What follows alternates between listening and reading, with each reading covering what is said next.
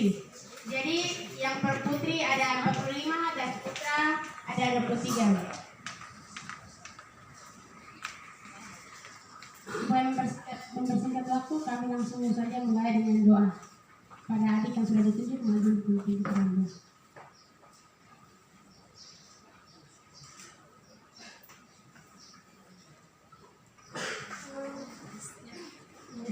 Marilah Ibu, Bapak Pastor, Bapak Ibu Guru Mentor, kakak-kakak serta teman-teman, kita bersatu di dalam doa. Dalam nama Bapa dan Putra dan Roh Kudus. Amin. Dikasihilah hati kudus Yesus di seluruh dunia. Bunda hati kudus, doakanlah kami. Selamat siang, Tunggal yang Maha Kudus, Bapa, Putra dan Roh Kudus. Tak henti-hentinya kami mengucap syukur kepadamu, terutama bagi nafas kehidupan yang gratis yang Engkau berikan kepada kami. Ya Tuhan, sebentar lagi kami akan mulai dengan kegiatan kami. Kiranya Roh Kudus-Mu turun di tengah-tengah kami, menyertai melindungi kami dari awal kegiatan kami hingga akhir kegiatan kami nanti. Dengan pengantaran Kristus Tuhan dan pengantara kami. Amin. Dalam nama Bapa dan Roh Kudus. Terima kasih buat studi awal itu di Jogja. Kami dilatih untuk berteriak atau menyuarakan mengalahkan deburan ombak paralitis. Jadi ini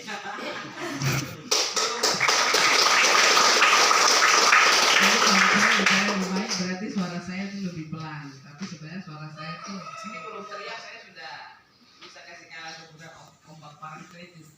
Iya, di Jogja. Pastor Alo yang saya hormati selaku kepala sekolah dari SMA Ica, dia namanya Pastor John Ambeni, luar biasa. Tadi mau pulang tapi saya tahan. Pastor Amandus yang saya hormati juga, Diakon Valen dan semua teman-teman tutor atau teman-teman guru pendamping yang ada di SMA Ica yang saya kasih, saya hormati, dan anak-anak hebat yang ada di SMA Ica, luar biasa. Selamat siang. Saya sebut anak-anak hebat karena tidak semua anak dalam usia seperti kalian memutuskan memilih untuk ada dalam sebuah persiapan diri yang luar biasa. Dari apa yang disampaikan Pastor Alo, saya sudah bisa menggambarkan dan membayangkan aktivitas kalian di tempat ini.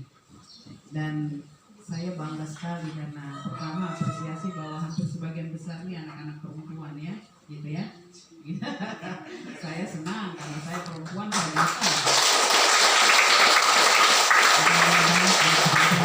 tetapi saya juga bangga bahwa ada anak-anak laki-laki yang luar biasa. Ya. Ibu sebenarnya datang ke sini, ibu ini orang Merauke sebenarnya, hanya bertugas di Lampung, gitu ya. Dan bersama-sama kita sementara mencari pola yang tepat untuk menangani pendidikan ini, karena mulai dari pendidikan PAUD, TK, dan SD, SMP, SMA, SMK, ini kita mencoba mencari pola yang tepat untuk sesuai dengan karakteristik dan budaya kita di Papua, terutama untuk anak-anak Papua yang seperti yang tadi Pastor Alo katakan bahwa hampir sebagian besar hidup itu ada di alam bebas ini. Maka kita harus mencari pola yang tepat, tetapi sekaligus juga mengarahkan untuk pembentukan karakter. Saya apresiasi dan salut sekali Pastor, ada model yang luar biasa yang diterapkan di sini dengan pendekatan, boleh dikatakan ini mulai dari pagi sampai dengan mau tidur, itu semua adalah pendidikan, pendidikan, sehingga lambat atau cepat, tidak langsung atau langsung, sadar atau tidak sadar, kita semua atau anak-anakku sekalian sementara dibawa kepada sebuah pembentukan pola perilaku yang luar biasa. Dan saya akan sangat yakin ketika anak-anak orang lulus dari tempat ini, itu akan menjadi pribadi-pribadi yang sangat handal benar. Artinya dari sisi karakter, tapi juga dari sisi kemampuan skill dan keterampilan. Ya. Ada banyak sekolah-sekolah kejuruan di bidang pertanian ini dibangun di Papua, khususnya kita di Papua Selatan, tetapi persis polanya, pola penanganan untuk melahirkan tenaga terampil itu belum dapat, belum ketemu gitu. Tapi kalau saya lihat dari desain yang dipaparkan oleh pastor tadi, saya sangat yakin dan pasti itu akan lahir anak-anak yang benar-benar terampil. Apalagi kurang lebih 70-80% ya, mereka ada di lebih pada prakteknya gitu. Di luarnya 20% atau 30% baru bicara tentang ada di dalam ruangan gitu. Artinya bahwa dipersiapkan sungguh-sungguh menjadi orang-orang yang memiliki kecakapan dan skill yang luar biasa, tidak diragukan lagi. Apalagi tadi dikatakan ada teknologinya, tetapi juga ada tradisionalnya, sehingga ketika diutus atau kita ada di mana, kebetulan teknologi ada, bisa digunakan, tapi ketika teknologi tidak ada di tempat itu, pun tradisional mampu untuk dilakukan. Dan saya pikir itu yang tepat. Pastor, saya tidak tahu, puji Tuhan, karena tadi saja baru ada fokus group discussion oleh Sanata Dharma terkait kurikulum yang sementara lagi disusun gitu, dan persis yang saya beri masukan seperti yang Pastor tadi katakan, untuk kurikulum khusus untuk Papua, bagaimana melahirkan tenaga-tenaga guru yang mampu melakukan pendampingan di lapangan kepada anak-anak yang ada di Papua. Bagaimana mereka segera membuat inovasi, bahkan menjadi agen pembaharu untuk bagaimana praktek karakteristik budaya Papua, lalu bagaimana pembelajaran teori itu dilakukan di dalam ruang kelas gitu. Dan puji Tuhan bahwa pas saya kesini mendapat presentasi ini, artinya bahwa itu sudah dilakukan. Nanti dalam FGD kedua saya akan menyampaikan kepada USD bahwa persis pola itu sudah dilakukan di sini di SMA ECA, sehingga barangkali mereka bisa menyampaikan. Yang berikutnya lagi bahwa sementara kita lagi dengan IPB mendesain fakultas khusus untuk pertanian terpadu, tetapi pada jenjang SMK ini sudah dilakukan di ECA gitu. Artinya SMK boleh dikatakan ini jadi betul-betul pertanian terpadu ya. Ada peternakannya, macam ada perikanannya, ada pertaniannya. Nah ini yang mau kita siapkan. Jadi nanti IPB itu dia buka fakultas khusus untuk anak-anak Papua. Kebetulan memang kerjasama dengan MAPI. Jadi tahun depan itu sudah ada sekitar 25-30 anak yang kita utus ke IPB untuk masuk di dalam fakultas pertanian terpadu.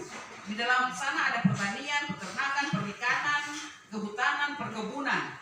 Jadi ketika mereka selesai dari fakultas pertanian itu, mereka bisa melakukan semuanya itu. Nah, kalau ini dia connect dengan chemistry, dengan SMA ECA ini, maka proses itu dia akan lebih cepat. Nanti saya akan bicarakan dengan IPB. Mudah-mudahan waktu mereka ke MAPI, ada waktu sempat kita bisa ikut ke sini sehingga mereka bisa melihat itu sebagai boleh dikatakan sampel, karena mereka lagi merumuskan persis fakultas terpadu itu. Jadi ini bisa juga diambilkan sampel. Ternyata sudah ada di sini, Pastor. Terima kasih sekali karena ternyata apa yang sedang kita perjuangkan sudah dimulai oleh pastor mereka, dan ini bisa menjadi tempat di mana kita belajar. Jadi bukan tidak mungkin, Pastor, mungkin nanti kita juga bisa saja anak-anak SMK pertanian yang ada di MAPI kita suruh studi ke sini dalam beberapa waktu supaya mereka belajar juga dari anak-anak di sini. Tapi yang paling penting itu dorang punya kegiatan pagi. Memang pola pendidikan yang tepat itu pagi itu sudah harus ada, dia mulai apa? Kalau tadi dibilang ada doa pagi atau ada apa gitu yang dimulai dengan itu luar biasa. Memang yang kita perlu dapat sekarang itu kan ada orang tinggal di asrama, tapi polanya itu yang tidak dilakukan. Jadi asrama atau itu menjadi tempat tinggal saja, tempat tinggal, padahal bukan polanya. Nah, yang kita perlu sekarang itu polanya. Nah, kalau ini menjadi sampel, rata-rata kita anak MAPI itu kan sebagian besar 90% itu kan masih kita Katolik. Jadi kalau ini persis, nah itu luar biasa sekali.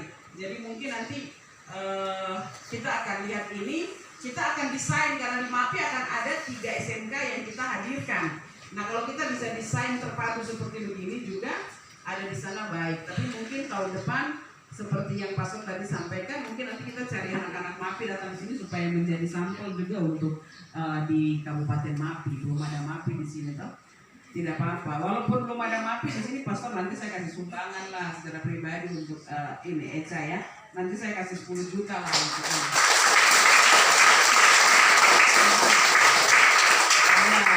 Saya mendapatkan apa ya namanya, mendapatkan energi yang luar biasa Pastor.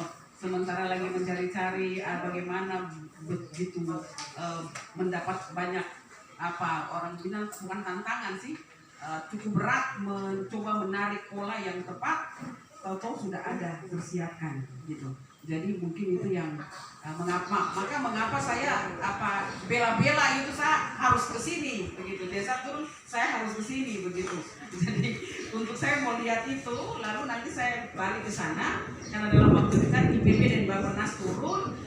Ketika kami konekkan dia punya grand design-nya, kami dapat sampel ini, kita sampaikan ke IPB, sudah ada sekolah yang terpadu tadi itu. Gitu. Sehingga fakultas itu dia bukannya dia kan lagi desain kurikulumnya. Nanti di MAPI juga kalau memungkinkan pola-pola ini, model ini bisa juga dikembangkan di sana. Sekali lagi terima kasih Pastor dan anak-anak hebat.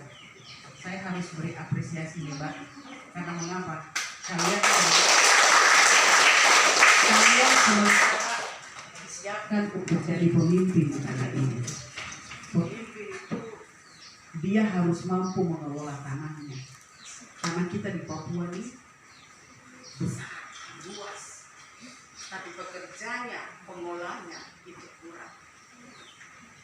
Siapa yang harus melakukan itu? Harus lakukan itu. Sehingga tanah yang ada di tanah ini, tempat ini dikelola oleh orang sendiri dan akan menghasilkan kesejahteraan hidup. Prinsipnya, kalau saya pakai prinsipnya, saya biasa bilang Bupati MAPI itu the best leader karena dia berangkat dari betul-betul kehidupan masyarakat. Dia mengangkat komoditas unggulan yang tidak perlu ditransfer dari sana ke sini, tapi yang hidup di tengah-tengah masyarakat. Kamu olah sudah, apa yang kamu punya? Orang bilang, kan punya hutan sagu tuh dia limpah, tidak ditanam di Tuhan kasih tumbuh. Baru siapa yang olah dia? Pak Bupati bilang sama anak-anak di MAPI, kamu yang harus olah. Sekarang kita buat industri. Jadi memang dalam waktu dekat ini pabrik industri besar akan berdiri di MAPI, itu pabrik gaharu dan pabrik sagu. Gitu. Dari pabrik itu akan ada mie sagu, ada beras analog, sampai semua turunannya dari sagu itu diolah. Gitu. Maka butuh pekerja-pekerja yang handal. Saya pikir salah satu yang disiapkan adalah di sini. Terima kasih sekali lagi. Kalian mungkin menjadi murid di sini, tetapi kalian menjadi inspirasi juga buat ibu, sehingga ibu bawa pulang ke MAPI. Nanti tugas tunjuk untuk anak-anak di SMK, terutama SMK pertanian yang bergerak di bidang pengolahan ini, agar mereka bisa menjadikan ini menjadi contoh yang baik untuk mereka. Sekali lagi terima kasih untuk sambutannya yang luar biasa. Saya pikir saya datang tuh cuma langsung lihat saja begini, kalau disambut dengan luar biasa. Aduh, saya terharu sekali, senang sekali. Hebat untuk kalian, the best.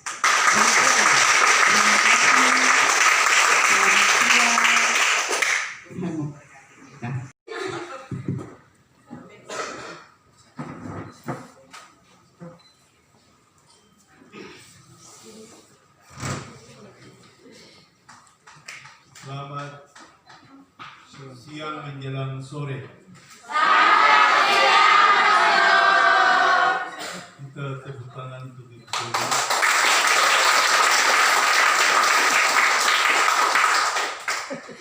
Di Merauke ini kita punya perempuan yang kepala dinas itu yang ini sudah kepala dinas, jadi kita tepuk tangan semua.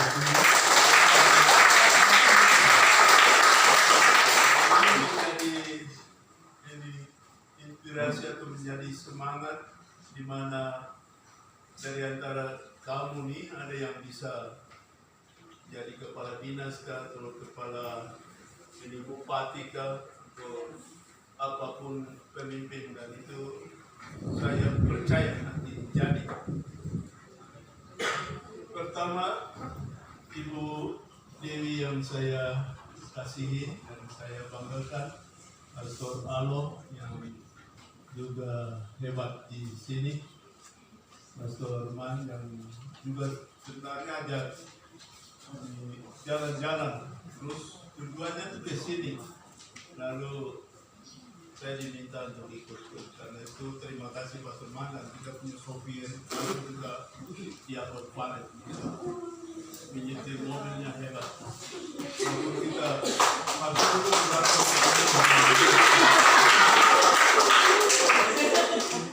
baik, terima kasih.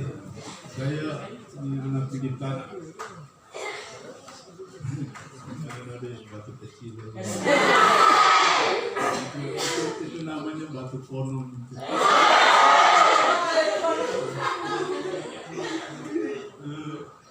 Dari bikin tanah, saya bisa ada sekarang ini hanya karena jalan kaki.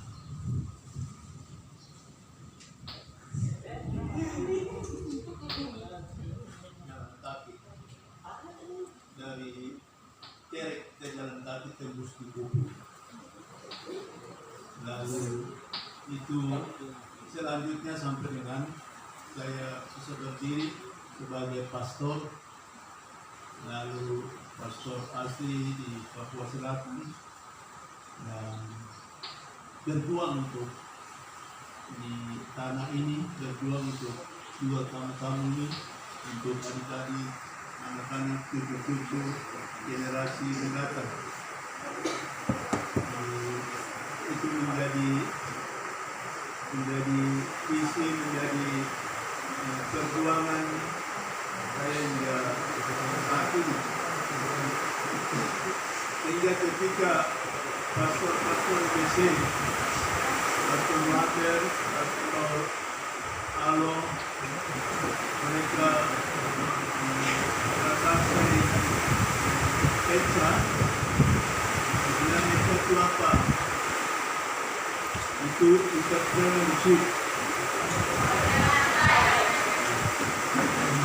Pikiran saya tentang entrepreneurship itu yang nanti tamat dari sekolah ini,